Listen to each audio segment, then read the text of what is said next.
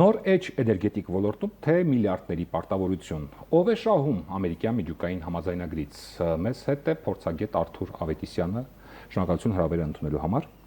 Եվ այսպես Հայաստան Միացյալ Նահանգների միջուկային գործակցության բանակցությունների ավարտը պաշտոնապես ներկայացնում է որպես պատմական քայլ։ Եթե դուրս գանք քաղաքական հայտարարությունների տիրույթից եւ խոսենք տեխնիկական իրողության մասին, սա իրոք էներգետիկ հեղափոխություն է մեր իրականությունը։ Շնորհակալություն հրավերի համար։ Իրականում վերջին օրերին տեղի ունեցածը աստարարվեց, եթե ավելի պարզ լեզվով ասած, հայտնի 1-2-3 այդ փաստաթղթի բանակցությունների ավարտի մասին։ 1-2-3-ը թյուրըմբռնում կա, որ նշանակում է միուղղակիորեն, որ Հայաստանը պարտավորվել է կամ իր վրա պարտավորություն է վերցնում, որ պետք է անպայման ամերիկյան կայան կառուցի, կապ չունի ինչ տեսակի։ 1-2-3-ը նման բան չի ենթադրում։ 1-2-3-ը ենթադրում է, որ ԱՄՆ-ն կարող է արդեն Հայաստանը ունի պարտավորություն չհրապարակելու երրորդ երկրներին փոխանցել մեզ համապատասխան տեղեկատվություն, տեխնոլոգիա, որը մինչև այդ չստորագրելը չէր կարող փոխանցել։ Այսինքն իրականում ներպետական դերս գործընթաց կանցնելու, որ եւս ժամանակ կտևի, միգուցե մի տարի շուրջ դա էլ կտևի, բայց այնուամենայնիվ կարևոր բանակցություններ ավարտվել են։ Ասեմ օրինակ հետաքրքրաշարժ մի ինֆորմացիա, որ Ռուսաստանը եւ Չինաստանը եւս 1-2-3-ին միացած պետություններ են, որովհետեւ իրանք եւս ունեն մեծ համագործակցություն ԱՄՆ-ի հետ։ Ռուսաստանը միջև այս պահը անկախ ամեն ինչից հանդիսանում է ԱՄՆ ամենամեծ միջուկային վարելիք մատակարարող պետությունը։ Այդ դրա ինչ վերաբերվում է Հայաստանին, այսինքն այդ փաստաթղթի էթրճակագրին Հայաստանի միանալ իհարկե դրական է, բայց մենք ունենք ուրիշ հանգամանք, արդյոք Հայաստանը վերջապես կկողմնորոշվի, թե կկողմնորոշվել է արդյոք ինչ միջուկային կայան է Մեծամորի ԱԵԿ-ի շահգործման ժամկետի ավարտից հետո կառուցելու կամ տեղակայելու, այսինքն մեզ պետք է նոր ռեակտոր։ Մենք ունենք ատոմակայան, եթե ավելի նեղ մասնագիտական եւ տերմինաբանական, ամբողջ հարցը այդտեղ է։ Այսինքն ժամանակի հարցը մինչև երբ ժամանակում։ Տեսեք, եթե մենք խոսում ենք եւ մասնագիտական դաշտում չկա այլ կարծիք, որ եթե խոսում ենք օրինակ ավանդական արդեն մեզ հայտնի տեխնոլոգիաների մասին, բազմաթիվ տարիներ, տասնամյակներ փորձարկված տեխնոլոգիաների մասին, դա խոսքը գնում է 10 տարի միջինը, պլյուս-մինուս 1-2 տարի։ Եթե խոսքը գնում է մոդուլայինների մասին, որոնք նոր են քաղաքացիական նշանակության իմաստով, ապա կա նախագծային տրամաբանություններ, բայց չկա իրական փորձ, որովհետև օրինակ եթե խոսենք ԱՄՆ մոդելների կամ ԱՄՆ տեխնոլոգիաների մասին, ամենաառաջ ընկած տեխնոլոգիան դա Newscale-ի տեխնոլոգիան էր, որը վերջի պահին այնքան թանկ ստացվեց, որ ստիպված էին այդ ծրագիրը փակել։ Ամենանոր ծրագրերը, նոր նախագծեր են մեկնարկել արդեն Westinghouse-ի հիմքով, իսկ Westinghouse-ը դա ամենամեծ կայացած կազմակերպությունն է ԱՄՆ միջուկային էներգետիկայի, ինչպես խաղաղ, այնպես էլ ոչ խաղաղ տեխնոլոգիաների իմաստով։ Westinghouse-ի ծրագրերը դեռևս ավարտված չեն։ Ռուսաստանը նույնպես իրականացնում է փոքր մոդուլայինների ծրագրեր։ Ռուսաստանը ունի 2020 թվականից սկսած շահագործվող նավի վրա լողացող քաղաքացիական նշանակության 70 մեգավատ զորությամբ կայան, բայց ցամաքում տեղակայված ՄԱԳԱՏԷ-ի կողմից լիցենզավորված Ռուսաստանը եւս դեռևս չունի։ Չինաստանը ունի 23 թվականից շահագործվող մեկ փոքր մոդուլային կայան, որը շահագործվում է, այսինքն առանց լիցենզավորման չէր կարող շահագործվել, եւ 26 թվականի առաջի կիսամյակում, եթե որևէ բան չխանգարի, կշահագործի 125 մեգավատ մեկ մոդուլի զորությամբ,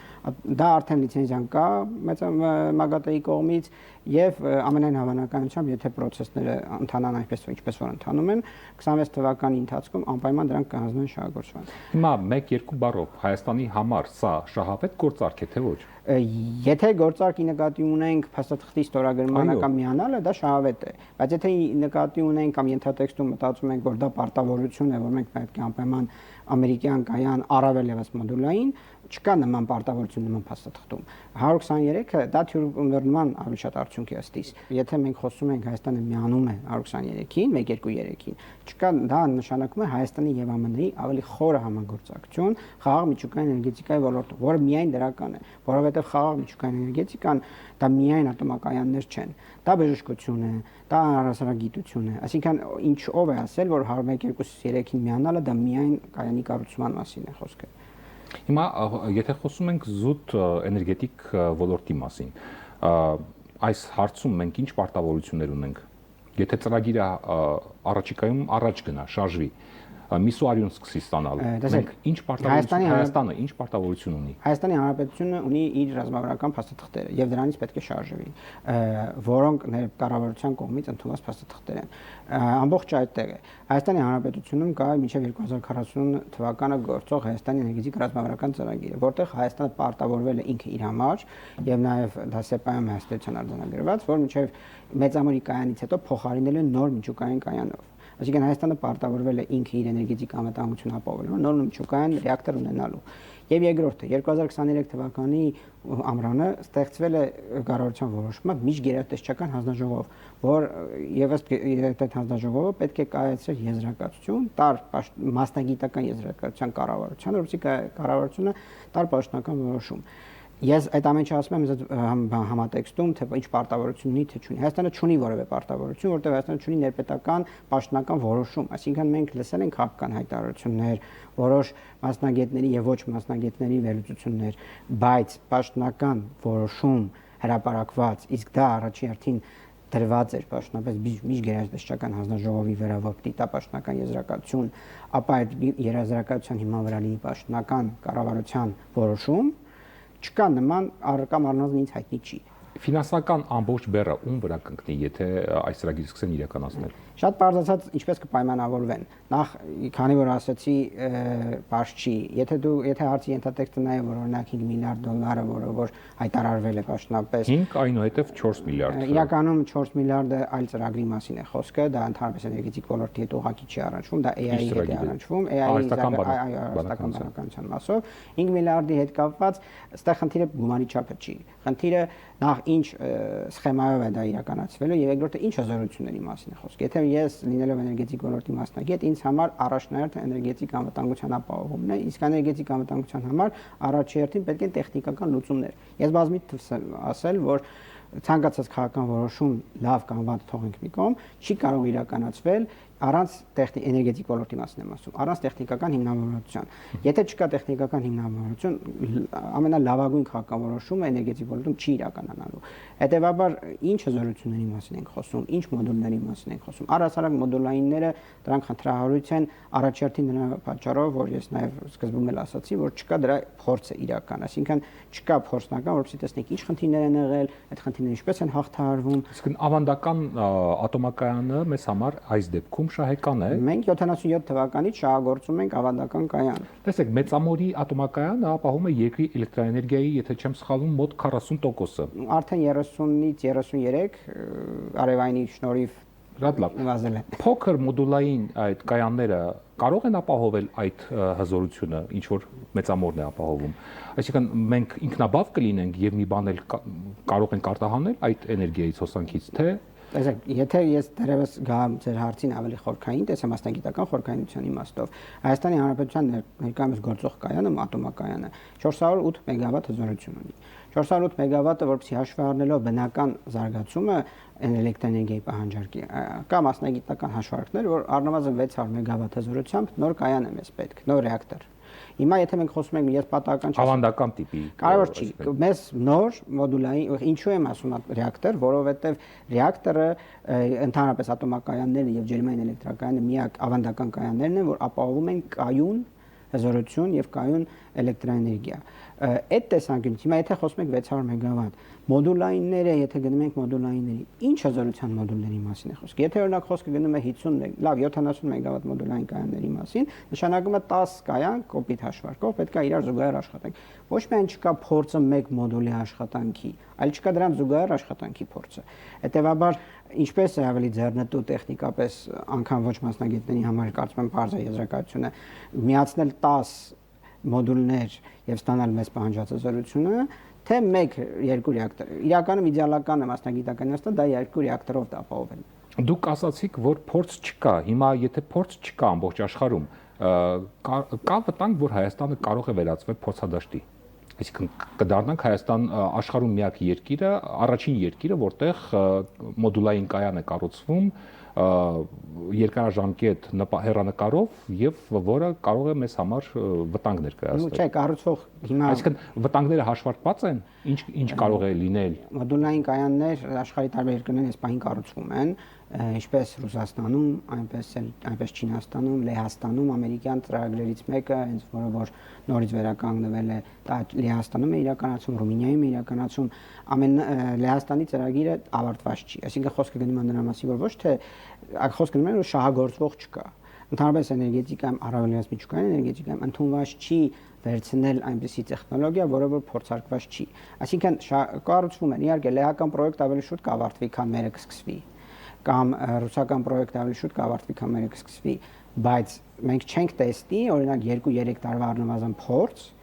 այնտեղ ինչ խնդիրներ կան, որ մեր մոտ բերենք, այսինքն ռիսկը այդտեղ է եւ նաեւ կայուն էներգիայի ապահովման խնդիր կա։ Որոշ փորձագետներ պնդում են, որ մոդուլային ռեակտորի գործարկման ժամանակ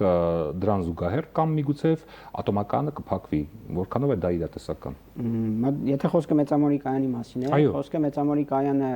ըստ պլանի 2026 թվականին պետք է 5 ամիս ժամկետով կանգնի վերազինման եւ ապա դա ինչու է արվում, որպեսզի եւս 10 տարի շահագործվի։ Դրանք իրականում տարբեր հարցեր են, ուղղակի պետք է Հայաստանի Հանրապետության ռազմավարական նպատակ լինի ատոմային էներգետիկայի անընդհատության շարունակականության ապահովումը, այսինքն դրանք ուղղակի հետ կապ չունեցող հարցեր են։ 36 թվականին, երբ որ կհանվի շահագործումից մեծամորը, մենք պետք է ունենանք նոր ռեակտոր։ Ես չեմ կարծում, որևէ պետություն չի կարող մեզ պարտադրել, որ մենք փակենք ավելի շուտ 36-ից շուտ, 36-ից հետո արդեն օբյեկտիվ մենք մագատեում կարող ենք մինչև 39 միգուցե, բայց 39-ից հետո միանշանակ մեզ մագատեն լիցենզիա չի տա մեծամորի հետ կապված։ Հետևաբար մենք փոխարինող համարժեք կայան պետք է ունենանք։ Տարիներ շարունակ մեծամորի ատոմակայանը կառավարվում է Ռոսատոմի կողմից։ Վառելիքը նույնպես ներկրվում է Ռուսաստանից։ Հիմա մոդուլային ատոմակայանը, այդ կայանները մեզ էներգետիկ անկախություն տալիս են, թե ոչ։ Մեծամորի կայանը 2015 թվականից կառավարվում է Հայաստանի Հանրապետության պետական սեփականությունը ամբողջապես, ուղղակի հաշվի առնելով որ Խորհրդային Միության ժամանակ կառուցված կայան է, վերականգնման վերազինման աշխատանքները իրականացվում են Ռոսատոմի կողմից, դա բնական է։ Վառելիքն էլ Ռուսաստանից։ Բնականաբար, որովհետև Խորհրդային Միությունը մոդուլայինը ինչ հնարավորություններ է ընձեռում։ Մենք մասնագիտական շրջանակը միանշանակ մոդուլային դեմ ենք առհասարակ, ոչ թե կոնկրետ ԱՄՆ առաջարկին, այլ առհասարակ մոդուլայինը խնդիր է։ Դա մեզ կառաջարկի Չինաստանը, կառաջարկի Ռուսաստանը, կառաջարկի։ Ինչու է խնդիր։ Որովհետև փորձարկված չի, չկա որևէ պրակտիկ օրինակ։ Ինչ վտանգ կարող է լինել։ Ինչ հասկանալի լեզվով բացատրեք, հանրությունը հասկանա։ Հասկանալի։ Ինչու դուք մտավախություններ ունեք։ Ինչու ամերիկյանաց միջուկային կայանը շահագործված, չշահագործված, չփորձարկված միջուկային կայանը կարող ունենա բազմաթիվ ռիսկեր։ Այդ կարճ, բարձ բացատրությունն է։ Ավանդական է ռիսկեր ունի։ Ֆուկուշիման հիշում են բոլորը, Չեռնոբիլը հիշում են, այսինքն վտանգը այնպես չի, որ ավանդական ռեակտորների տեսանկյունից մենք անվտանգ պայմաններում ենք ապրում։ Ճիշտ եք,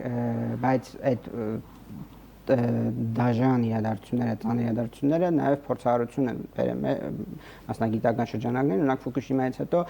բազմաթիվ նոր պահանջներ են ավելացվել ավանդական կայանների համար, օրինակ Իրանի թրծման հետ կապված եւ այլն, այսինքն այն պահանջները, այն անվտանգային պահանջները, որոնք բավականին առանցել բարձր էին միջև այդ, դրանից հետո այնքան են բարձրացվել, որ արդեն շատ ավելի դժվար է խոսել այն հնարավոր ռիսկերի մասին, որ միջև այդ չկային։ Խնդիրը ուրիշ է։ Խնդիրը պետք է կամ մասնագիտական շրջանակին բացատրվի, ինչու է անպայման պետք մասնագիտորեն բացատրվի, ինչի է պետք մոդուլային Հայաստանին, ինչու չի պետք ավանդական։ Եթե այնպիսի հիմնավորումներ կբերվեն, որ իրոք պետք է մոդուլային, ապա այդ դեպքում մոդուլայինների մեջ պետք է ընտրել ավելի մեծ հզորությամբ մոդուլայինները, ոչ թե փոքր 50-70 մեգավատանոց, այլ ավելի մեծ հզորությամբ մոդուլայինները։ Իսկ մոդուլային կայանների դեպքում թափոնների կառավարման հարցը ում վրա է մնալու, ինչպես են կառավարելու հաշվի առնելով, որ Հայաստանը դա չի կարողանում վերամշակել։ Նույն դա այն ձեռնարկության կամ այն պետության հետ ում հետ որ իրականացվի համագործակցությունը, այդ պետության հետ կամ այդ ձեռնարկության հետ պետք է անպատասխան պայմանագիր ստորագրվի նաև Միացյալ Նահանգների։ Եթե քննարկում ենք Միացյալ Նահանգների տարբերակը, այո, եթե քննարկում ենք այլ տարբերակը, այլ տարբերակով։ Կան պնդումներ, որ այս կայանի անցնելու դեպքում էլեկտրաէներգիայի սակագնի բարձրացում կարող է լինել։ Ձեր հաշվարկներով որպես փորձագետ դա իրատեսական է։ Դա կախված է թե ինչպիսի ֆինանսավորման սխեմա կառաջարկվի, այսինքն Հայաստանը ինչ տրամաբանությամբ կառաջնորդվի, այսինքն ում հետ որ վերջնական պայմանագիր որոշում կկնքվի, որ կառուցվում է կամ տեղակայվում է հետևյալ կայանը եւ ինչ Եթե Միացյալ Նահանգներն են կառուցում Եթե մենք ուղղակի ճիշտ ասած շատ դժվար է ենթադրություններով առաջնորդվել։ Միացյալ Նահանգները գումարի մասին նաև հայտարարվել է հիմա այդ 5 միլիարդ Իսկ ինչ սխեմայով այդ 5 միլիարդը տեղի ունենալ ամբողջությամբ ծախսելու ԱՄՆ-ն մեզ վարկ տրամադրի, թե մենք մի մասը մենք ենք տալու, մի մասը ԱՄՆ-ն, թե օրինակ դրան գումարվելու են օրինակ միջազգային այլ ֆոնդերի գումարներ առնվազն ես հիմա 10 հնարավոր սխեմա կարող եմ ասել։ Դա բարձ քաղաքացու լեզվով ասած պայմանավորվելու հետ է կապված։ Կախված է թե ինչպիսի խնդիր կդրվի, ես դրա համար եմ միշտ ասում, որ պետք է գանք տեսնենք թե Հայաստանի Հանրապետությունը ինչ խնդիր է դնում, ինչպես իր խնդիրները լուծում։ Թե ինչ մեզ կառաջարկեն, կարևոր չի։ Կառավարությունը հայտարարել է, որ տեխնիկական խոչընդոտ չկա Հայաստանի էլեկտրահամակարգը 4 հարևանների հետ սինխրոնացնելու համար։ Նույնիսկ խոսում է Ադրբեջանի հետ մեր համակարգը միացնելու մասին։ Դա Հայաստանի խոցելիությունը չի մեծացնում արդյոք։ Եթե Հայաստանը շարունակի միտված լինել արտահանմանը էլեկտրաէներգետիկական համակարգին, կառուցի առնվազն ոչ պակաս քան 600 մեգավատ հզորությամբ կայան, իր ենթակառուցվածքները կարգի բերի, նոր ենթակառուցվածքներ կառուցի, հակառակ Հայաստանը կարող է ունենալ մեծ տնտեսական էֆեկտներ։ Բայց եթե իմ նշած հարցերը չիրականացվի, այո, Հայաստանը կարող է արտահանող էլեկտրաէներգիա արտահանող պետությունից վերածվի էներգակախյալ պետության։ Այսինքն մենք հիմա այդ տեսանկյունից գտնում ենք մի միջանկյալ փուլում, որ կամ կարող ենք տեղափոխվել դեպի վատ սցենար, կամ տեղափոխվել ավելի լավ սցենար։ Կախված է ինչպիսի, հիմա շատ մոդայիկ է տերմինը շատ են օգտագործում քաղաքական գործիչները, ինչպիսի տնային աշխատանք իրականացնի Հայաստանը։ Տեսեք, եթե միացվում է միասնական մեկ համակարգի, Ադրբեջանում կամ Թուրքիայում, եթե խնդիր առաջանա էներգոհամակարգում, Հայաստանի համակարգում ինչ կարող է լինել։ Անջատվելու է համակարգը թե եթե համակարգերը միանան ու Հայաստանը ունենա մեծ հզորություններ, ինչպես հիմա ավելցուկային պետությունն է, այսինքն ունենա մեծ հզորկայան, ատոմակայան։ Մոդուլայինի դեպքում, նման դեպքում, եթե փոքր մոդուլային կայան է կառուցվում։ Առաջ երթին Հայաստանը պետք է վերջապես ավարտի Հայաստան-Իրան երրորդ էլեկտրաղորդման գծի կառուցման աշխատանքները եւ դա առնվազն դա միայն մեծ ապահովելու է դեպի Իրան էլեկտրաէներգիա արտահանման եռապատկում։ Պետք է ավարտի արժիշտ մեկնարկի եւ հնարավորին շուտ ավարտի դեպի Վրաստան էլեկտրահաղորդման գծի կառուցման եւ շահագործման աշխատանքները, դա ապահովելու է մեծ կայունություն Հայաստանի էներգետիկ համակարգին, որովհետեւ ձեր ասած ծրագրերը արդեն հյուսիս-հարավի ավարտից հետո, Իրան-Հայաստան-Վրաստան այդ հյուսիս-հարավ առանցքի ավարտից հետո նոր հնարավոր է իրականացնել արևելք-արևմուտք առանցքը։ Առանց հյուսիս-հարավի Հայաստանի համակարգը չի կարող աշխատել միայն արևելք-արևմուտք առանցքով։ Այդ դեպքում, եթե հյուսիս-հարավը լիարժեք աշխատեց, ձեր նշած խնդիրները, որ լինեն Թուրքիայում կամ Ադրբեջանում, Հայաստանի վտանգ չեն։ Բայց եթե հյուսիս-հարավը չգործարկվեց միայն արևելք-արևմուտքը, գործարկվեց, այո, դա ռիսկ է։ Մասնագիտական գնահատմամբ այս